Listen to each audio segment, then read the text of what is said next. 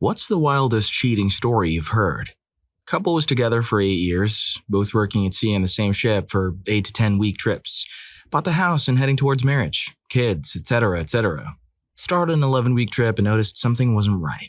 Girl had gone with another crew member on the trip off and wanted to be with them. Guy had to watch the start of the new relationship while in floating prison and due to his qualifications couldn't leave the ship. Source, me. I am that guy. I'll try to give you some more details. This happened about 12 years ago. It was 4 years before I dated again, but honestly, I still struggled to bring my walls down and really let anyone in. I had to stay on board as the company needed my engineering qualification to operate legally. They had no one to cover for me. They really did try, too. I'll finish with a good note. While sitting in the stern for hours, it was followed by something glorious that got me through. Maybe it was my guardian angel, maybe divine intervention. Call it whatever you want, but it was amazing. I had finished my inspection rounds, which was usually around 2 a.m., sitting there wanting to jump as I felt like my whole body had already ended.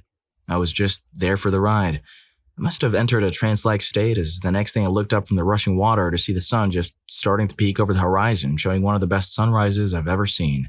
Dolphins were hanging around below me, seabirds were cruising, and I don't know exactly what it was, but the whole combination just made me feel like nature was there for me.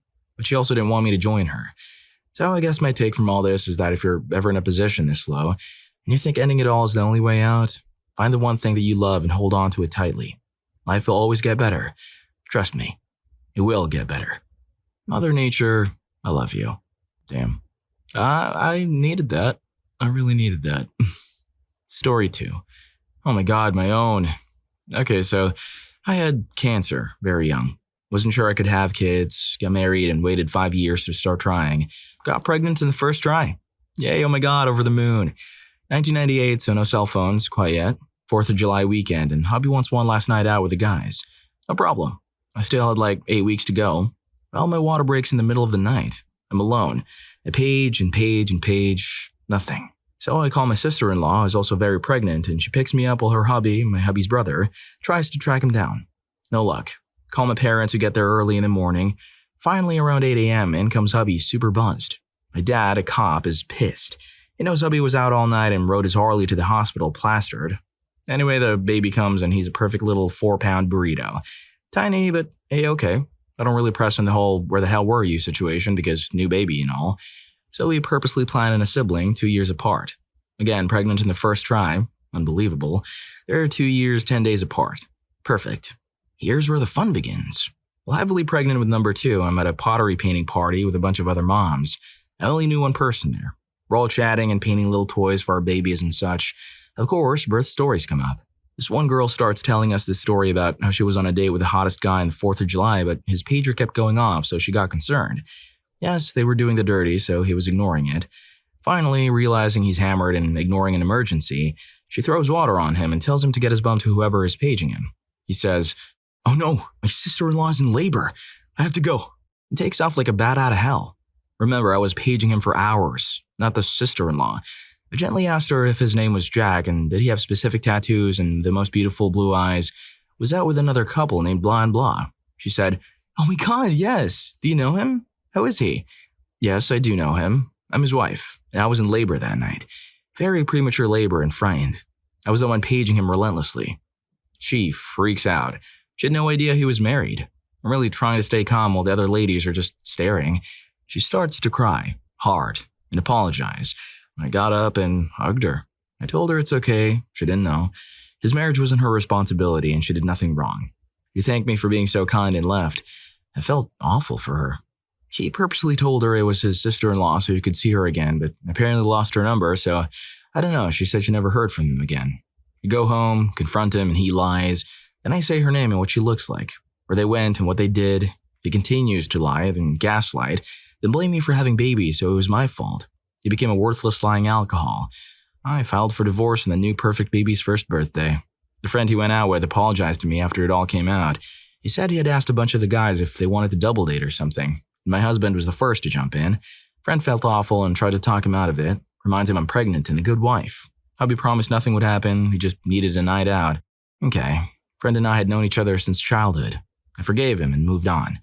20 plus years later, it's still the best decision I ever made. And man, it was hard being a single mom of 2 babies. But now they're amazing young men. One is serving our country and the other is awesome doing his own thing. They're pretty cool too. No complaints, except menopause. Screw that. So yeah, that's my awful cheating story. Story 3. I joke with my friends that I'll have to write a book about this someday. My ex-wife was an in-home healthcare worker for a woman who had progressive MS. This woman had been her friend for approximately 20 years. This woman had been a friend of mine for over 30 years. Her husband had left her, and due to her disability, she had trouble meeting quality men. She started online dating. She met and dated several convicted felons. It led to my ex-wife and her friend calling one dating site Plenty of Felons. Eventually, she finds one guy in a halfway house and they get serious. They eventually get engaged and married. She moves her new husband into the house. This is when I found out that the guy is a criminal. He's a registered offender on the Megan's Law website and everything. I tell my ex-wife that I don't want her exposed to someone like that because it's too dangerous. She quits the job. 4 months go by and our friend cannot find any care workers. She's an invalid being left alone for several hours per day. She and my ex propose that my ex only goes over when the husband is at work and leaves before he gets home. I'm not happy, but my wife and our friend are hard selling this on me and pulling on my heartstrings. So I relent. My wife will only provide care while the criminal husband isn't home. A year goes by and this arrangement is working. Then the husband catches a parole violation for getting kicked out of his offender treatment program. Max started working crazy hours because there were very few other people who could help. 6 months of this happen and the criminal husband gets out of jail. My wife is home more often, but she's always in a bad mood and being snippy. I figure that it's just the stress of the previous 6 months and things will get better. They don't. A few months go by and everything's an argument. I can't do anything right. The week of Christmas, she tells me she's not happy and she's thinking of moving out. I propose marriage counseling and she declines. On New Year's Eve, she gets a call from her friend at 11:30 saying she's having a medical emergency. My wife goes to help her friend. She gets home at 2. I'm fuming, but I keep it to myself because of how tenuous the home situation is. On January 2nd, she says she can't do this anymore and moves in with our friend to sleep on the couch. My ex takes a loan from our friend and takes her half of our stimulus money and uses it to get an apartment. Her son, from a previous marriage, and our friend's criminal husband help her move furniture into the apartment. 4 days later, our friend notices that her husband still has the key to my ex's new apartment. She figures out that something is fishy and kicks her husband out of the house. It was hers from before they got together. Her husband moved in with my ex-wife the next day. Long story short, my ex-wife was sleeping with her friend's criminal husband, while our invalid friend was immobile in the next room. She decided that she wanted to divorce me and pursue a relationship with this guy, so she provoked the arguments to have a reason to leave. She planned to get custody of her children and have me pay to bankroll her new life for the criminal. Thankfully, her friend figured out that something was fishy. When she kicked out her husband, he had to immediately find a place to live because due to Megan's Law requirements, he had to have an address or he'd go back to prison. By moving this guy in, she guaranteed that she would lose custody of her children, and now she pays child support to me. There are a lot more details and minor occurrences, but this is the meat and potatoes of the worst story I know, and I lived it. And yes, 3 years later, she's still living with the criminal ex-husband of her friend. I think that a part of it is that she cannot financially support herself on her own, and she's burned so many bridges with her actions that she has no one else she can turn to for help. The other part of it is her stubbornness. She doesn't want to let me get the last laugh. She's forbidden to go to her brother's house because he has a wife and 2 children that he doesn't want exposed to him. She's been forbidden to bring her boyfriend to her family's gatherings. That was a roller coaster. I'm so sorry this happened to her. I hope she's doing well for herself after all this. On a lighter note, please don't forget to hit the like button and subscribe to my channel if you haven't already. Now let's get back to the video. Story 4. My bio mom's best friend was diagnosed with stage 4 lung cancer. We moved her husband, and her daughter in. My mom got with her husband and got pregnant, so they put her in a nursing home to pass away all alone just so they wouldn't have to deal with the consequences. She was hours away as well, so her daughter, who was 10 at the time, wasn't able to visit her. She passed alone because she went to her best friend for help. I don't speak to my bio mom anymore. After her friend's passing, she showed off her brand new car with the life insurance money. She married her husband. At the time, her departed best friend also had a 19-year-old daughter who was homeless with a toddler. I felt so freaking sick sitting in the car listening to her brag about how nice it was and how she finally got the car she deserved. Some people are disgusting. More backstop that just makes this story absolutely vile. My bio mom is a counselor, and the way she even met this best friend of hers was through the daughter who was 19 with a toddler. They met when said daughter was 13. My bio mom was her caseworker for mental health support. She crossed a huge professional boundary doing this. On top of that, she came into the girl's life to help her and ended up hurting her so freaking badly. Her mom, who passed, wasn't the only victim here. My bio mom was also married, there's other children involved, etc. So many people were hurt by this. It's truly sickening. To be honest, during my bio mom's pregnancy, her mom actually also got stage 4 lung cancer. She passed away within 7 weeks and never met Biomom's baby. I kind of feel like it was her fault in a sense. I truly believe karma can and will get you through loved ones. Story 5. Not so much cheating, but this guy I personally knew when I was running around in the streets at a harem of about 5 women. All older, all with their own homes, either cheating on their husbands with him or divorced. That's not the worst part though. He admitted to me that he would purposely seek out oldish lonely women, get them hooked on substances like he was, specifically so he'd have these women rely on him for the substances, and he'd have a bed to fall into every night or could ask them for money whenever he needed it. He was willfully and knowingly getting these middle or upper class women with no real experience with substances or the street life to get them hooked little by little so he could use them for his personal gain. That was his hustle. That was his job. It's literally what he devoted his life to doing. When he first told me, it blew my mind that I was talking to a bona fide psychopath. I'd like to say that I cut all contact with him after that, but at the time, he was my dealer, so I didn't. Dude would tell me stories of how he had these chicks wrapped around his finger, how he just got $500 from this one chick because he fed her some story about his rent, and tomorrow he was getting $400 from the next one because he fed her the same story. And the night after that, he had to go with a number 3 because her husband wouldn't be there. He juggled them like it was a business, because to him, it was. Crazy as hell. Damn, what kind of business model is that? Story 6. This was a long time ago. Girl I was interested in told me she recently broke up with her boyfriend but still lived with him. One night she told me he got physical with her and brought some of her mutual friends over to her place to help her move out. The ex-boyfriend came home to see all of us standing there moving furniture. My friends and I are heated when we see him. We confronted him, roughed him up a bit, pushed him up against the fence. This guy didn't say a word. It looked like he's about to cry. It was just weird. We thought he'd fight back, but he didn't. We grabbed the rest of the girl stuff and we leave. Girl and I ended up dating seriously. It's now years later and we've been living together for a while now. Things weren't going well in the relationship. We start arguing a lot. She starts instigating fights and leaves the home more. I get a random call one night from a guy who says I need to stop mistreating this girl. For the record, I've never put a hand on this girl or any girl, ever. He shows up one night and we have a fight in front of my apartment. Turns out she's been feeding this guy lies about me being cruel and that they've been together. This is the same thing she did to me when we first met. When I had to talk with her a week later, she admitted to making some of that stuff up when we first met. Story 7.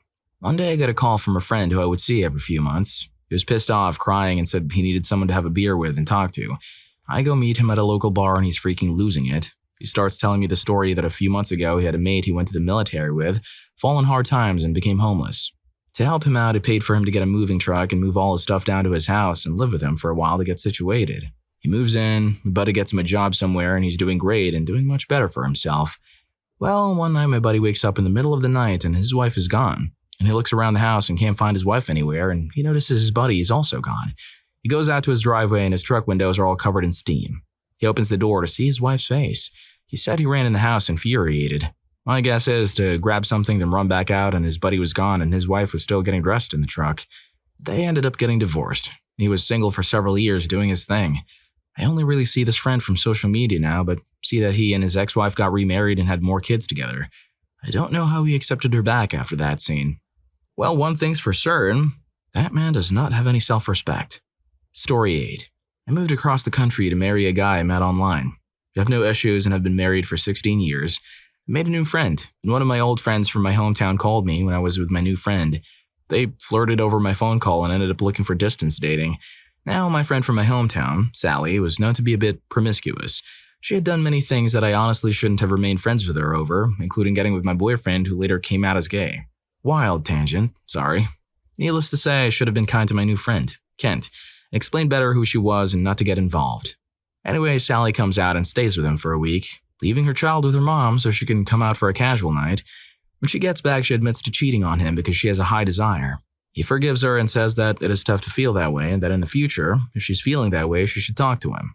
She takes that as, call me if you want to cheat on me so it'll be okay. One night at 3 a.m., she calls and wakes him up to ask if she can have a night with this group of people from a bar. He said, sure, do what you want because you aren't in a relationship anymore. Kent still hasn't recovered from that relationship and it has been 13-ish years. Story 9. I had 2 good friends in college and all 3 of our wives cheated on us. I was first in line. My best friend of 8 years and wife of 3, B, came home at 6 a.m. from another man's house. She started acting differently after meeting him and another couple at her new job. It was truly strange and unexpected. I got us into counseling, but this happened shortly thereafter. He asked her to pack her stuff up, which she did without a word, and I drove back to his place and said, "She's your problem now, dirtbag." Next came my friend Q, who married his high school sweetheart. She came across as the squeaky clean girl from next door who, in fact, played Alice in the Wonderland as a character actor at Disneyland. A number of years into their marriage, she confessed to cheating on him with his best friend.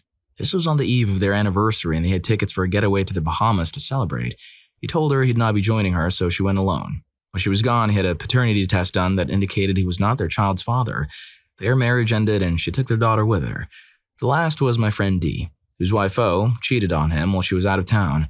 Had happily remarried, going on 31 years now. We were best friends with this couple.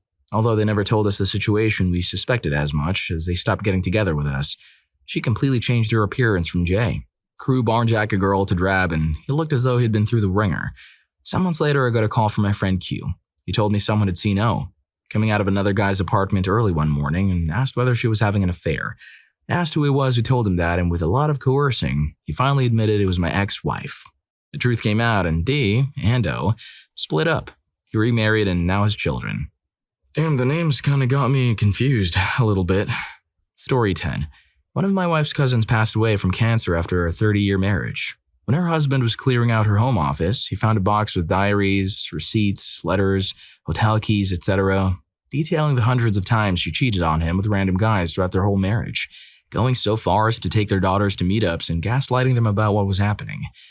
Well, if you like these stories, here's more. YouTube thinks you're going to love this. Catch you in that video.